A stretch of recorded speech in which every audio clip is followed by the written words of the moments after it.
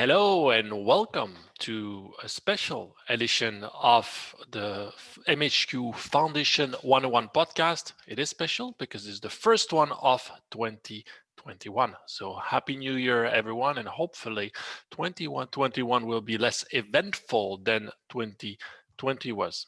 But in fact, 2020 was a very important year if you were circulating in the structure optimization space. Why? Because it's the year where UAE Foundation really took off. And this is the key topic of this little webcast, where today I'm not accompanied by a guest because I thought we would do something that was long overdue, is just look at the numbers. Everyone is asking us, how does it work? Everyone is interested. How does it combine with regional assets? But also people asking, how many of these is there? How many have you done? How does it compare with other jurisdictions? And this is exactly what we are going to talk about today.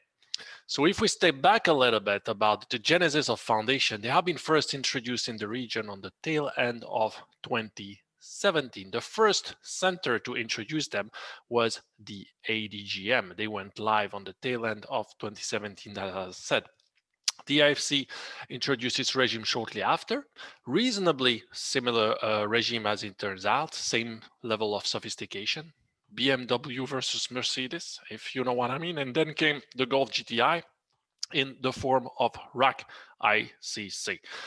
All these regimes are now available. They are live. They have a number of foundation registered. We'll talk about this in a minute. And if you want to know more about the key specifics of each regime, then you can turn to the podcast we recorded a couple of weeks back, which compares them in depth. That's something we've done with our Kat Zagati.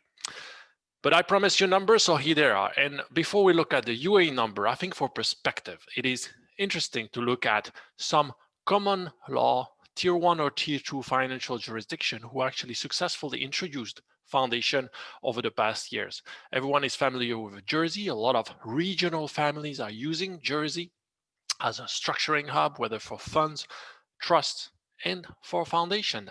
Foundation were introduced in Guernsey in 2009, and to date, there is a little bit in excess of 200 foundations registered in the island. Last year, in 2020, about 25 of foundations were registered there. So this is not a strategic tool, but it is one that complements the key tool that Guernsey uses in the trust. But this number is important for perspective, because this is a well-established structuring center which people trust, and they would recourse to it. So we'll see how the UAE fares.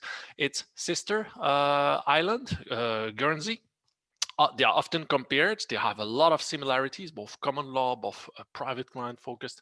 They also have an excellent foundation regime, and there the numbers are slightly lower because Guernsey started a little bit later in 2012. And as of closing the year, there were just about 100 foundation registered in Guernsey in 9 years. And for the year, Guernsey did a little bit above one foundation per month. So remember these when we look at what the UAE has achieved over the past 3 years. And we start with the EDGM, where in the first year, of course, things started slightly slower. And then the first year already, quite a success with 20 foundation registered.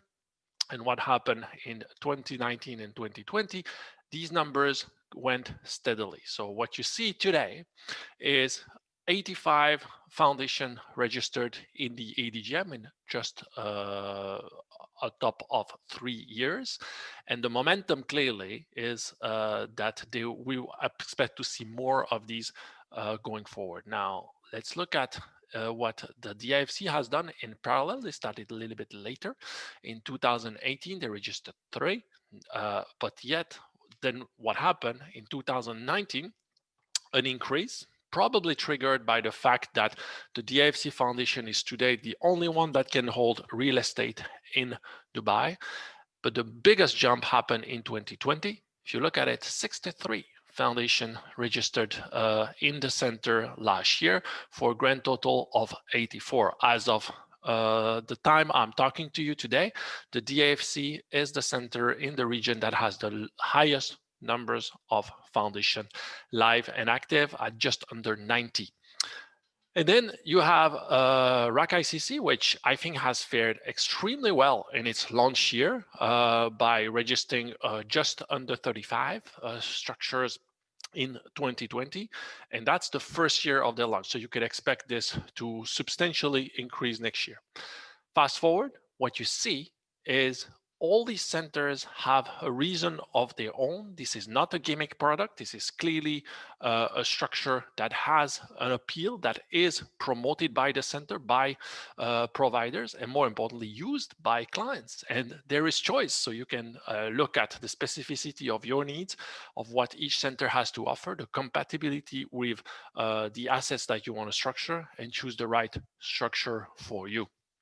If we look at the numbers, remember what I told you about Jersey, 24 structures last year, Guernsey, about 10. What do you see is in the UAE last year, more than 100 foundations have been registered. This is 60% of the overall numbers of foundation in the Gulf to date has been set up in 2020. So clearly a huge momentum in the use of this structure, and not only about ultra high net worth or high net worth, but also by affluent plus. We see a number of clients who just have a house or shares in a company and want to structure these using foundation, which they can control the same way they would a holding structure. And where we are today is at more than 200 foundation since inception, a remarkable number. And where are we going? Well, our projection indicate that the momentum will substantially increase, and that by the end of 2021, we will not only have passed Jersey and Guernsey alone, but we are likely to hit about 450 to perhaps 500 foundation by the end of 2021. So if you have been interested in looking into the structure and what it can do for you, for your client, now is a perfect time to do so, because there is evidently momentum, there is practice. Firms like ours have pretty much structured every assets under the sun that can be done, and we have the experience to now say, look, this works, this has been done, this is an issue, we can identify red tape.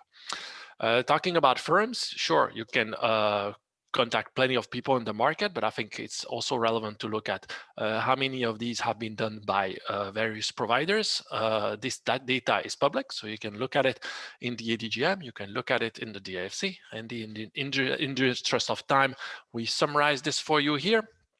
In 2020, there have been 92 foundations registered in the IFC and the EDGM, and you can see for yourself the firms that can validly claim relevant experience and those that cannot.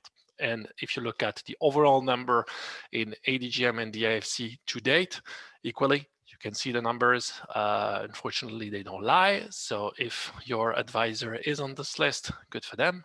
If they're not, well, you may want to give us a call, or to one of the other quality firm on this list. Probably they will be able to advise.